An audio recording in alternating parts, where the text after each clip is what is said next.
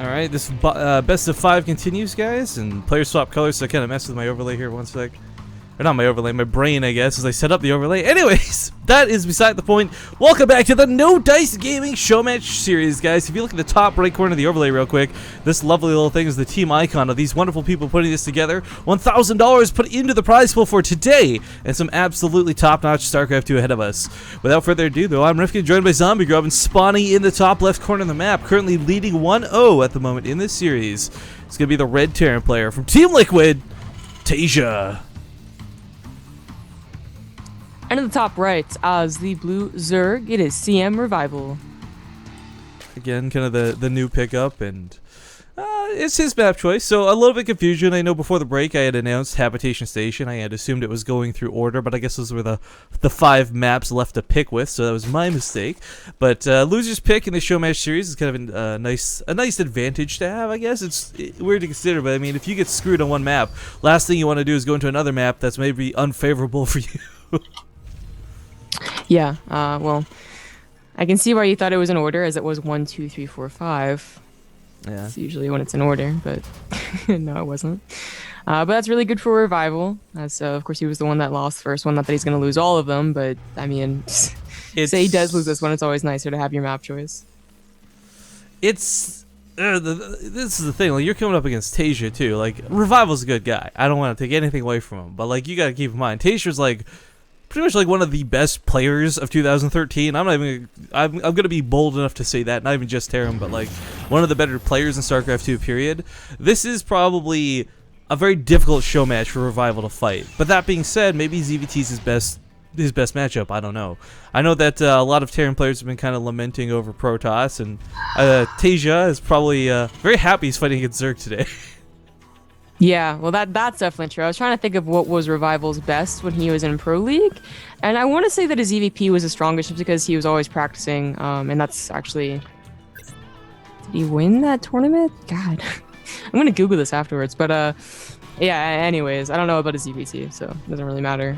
We do have a Reaper coming out for Taeja rather than that 14cc, although this would have been a fine map to do that on. But this one's actually going to get him scouting. And of course, while he held that last all-in actually really, really well, as if he had scouted it, he might be thinking, I want to get scouting this time. Okay, first off, StarCraft, why are you letting me see PMs when I'm on busy? Second off, I guess I was supposed to invite the other barcode, even though the other guy said it was the other barcode I was supposed to invite. So, my sincere apologies if anyone is being left out. I am just going to invite everybody from now on, and if they want to get mad about it, they can host it. That's going to be my bottom line. But that's weird. I'm on busy. It shouldn't show in-game PMs. Sorry about that, folks. Okay, it was Oz. That's what it was. Revival won first place against Oz at the IEM Shanghai tournaments. There we go. I got it. All right. This Reaper's doing some good damage to these Lings, just going back and forth. Yeah, and he was waiting for that second Reaper too, so now he can actually do damage to the Queen. There's actually the big thing about getting those Lings here like this too is making sure that they don't run across the map. It's like the most common strategy. Like, you send 2 Lings, kill the SCV, cancel the command center. Not cancel it, stall it out, I guess, building up the natural. But Taeja's taking a third behind this, feeling so comfortable with his Reaper control, saying like, I can take this early third one with no repercussions whatsoever. Repercussions. Not on purpose, but yeah. That joke not been made more. Yeah, so Frost is one where you can usually assume that you can send that second Reaper automatically because you don't know if they've scouted you yet. Although in this case, Revival actually was lucky enough to have scouted him first. But just as it is, Revival did not send any of these Lings out, so pretty lucky there.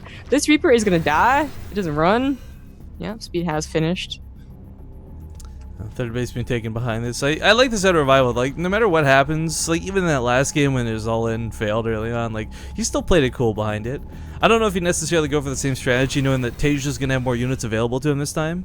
Although getting the Roach Warren up quick, I do like this. I mean, it's very, very standard for Terran players to have Hellions out on the map, and let's be honest, Queens and Lings will only keep you sated for so long. Eventually, you're gonna need that Roach power to keep these down. Yeah, either, for the 4 Roaches to try and defend that third, which is kind of a far, ways away, or to actually try and attack with the, 8 to 10 and deal some damage while they're still low on the Marine count and Marauder count, of course. But Taeja might be looking to run in here. There aren't any Evo at the front, and that might be, Taeja might be thinking, when are those going to go Ooh, down? That's a If good they're gonna point. go Yeah, down. the roach horn is actually thrown behind the geysers too, so we don't have that wall off in the slightest. Yeah, so it's actually gonna be 8 roaches. So it is gonna be that attack. He's gonna, come forward. The roaches. Oh, Oh, he's throwing up Bailey Belenas too. missed. Yeah. All right. He does have 2 gases too, so that would have been nice to notice. So I don't like this. Well, okay, I don't want to say that yet because the thing I is, the difference right now is that Taeja did not go for banshees. Uh, Right, but this time he's gonna have marauders. He's gonna have stim. He should. that's not gonna be as good as banshees though. I feel. Oh, but he knows it's coming. He okay. Yeah, here comes extra bunkers. Yeah. So. The first, these extra bunkers may not even be enough. He doesn't have a lot of actual bio. I've been talking about having Marauders and Marines, but because he went for that 3rd CC so quick, he didn't get, like, extra barracks. He doesn't have 3 barracks worth of production right now. So he's going to struggle with this for sure. The Roaches alone won't be enough, of course, so Reaper gets picked up, kind of nice. But you need the Banelings to break that wall. That's where the core of this lies. Because Roaches versus stimmed units, it doesn't work out. Yeah. Well, Taeja...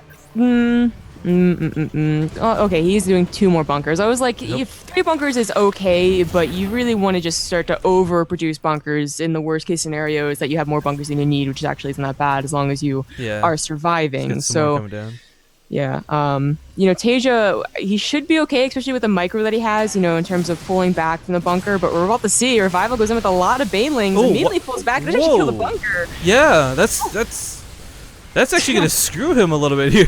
If we're gonna be honest here, guys.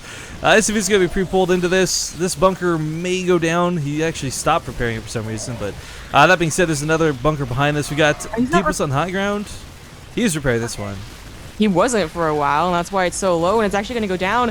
Oh, Hellies! Targeted. Hellies don't come in time. Valence get the train on top of the SCVs. Don't quite get those SCVs. I mean, this is about economic damage, guys. If he kills all the SCVs clumped up preparing right now, then damage is gonna be enough to make this worthwhile. But he doesn't kill much of anything. Taeja loses 9 workers this time. Well, he's gonna lose a few more as they do attack the SCVs that are surrounded by the bunker. Actually, I think he should start targeting SCVs right now. There's not a lot of units left. He might get the bunker. Oh but, god, no. Okay, he won't. He's targeting SCVs. Okay. Yeah, there we go. Up to 20 kills. This is what starts making this attack more economically worthwhile.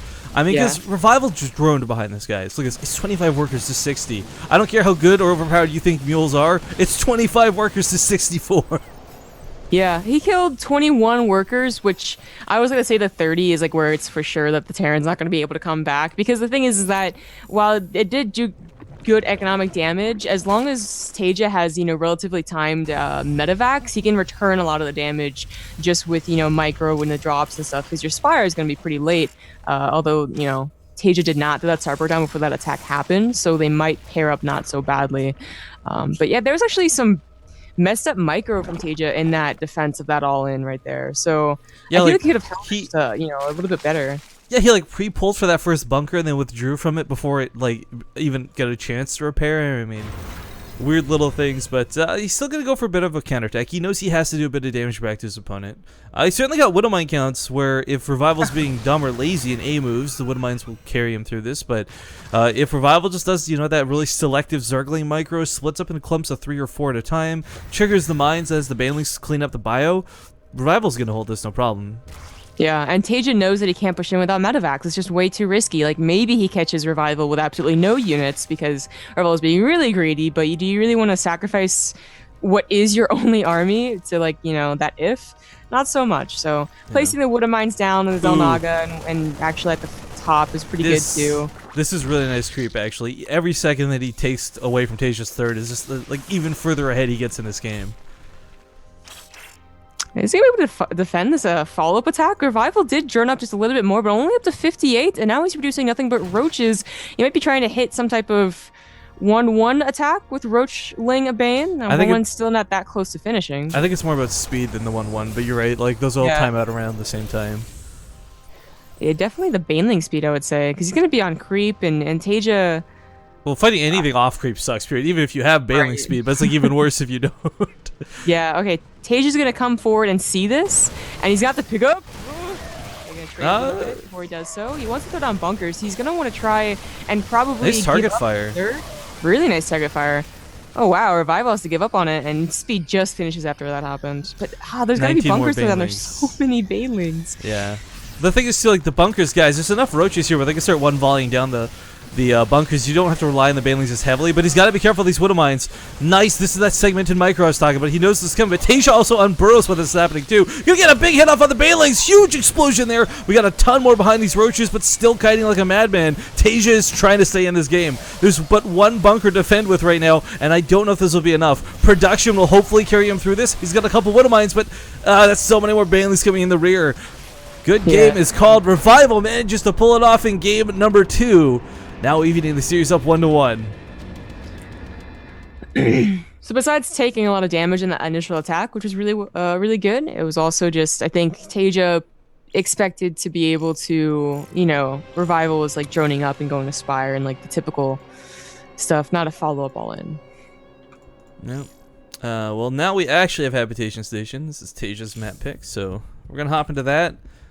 And because it takes me so long to set up the lobbies, because I'm not pro GoTo admin, guys, we're going to run some commercials once again. So I want to thank you very much for tuning in today. Thank you for joining us here. I know Sea Story Cup is going on, but doesn't mean we can't have some good StarCraft 2 on the side as well.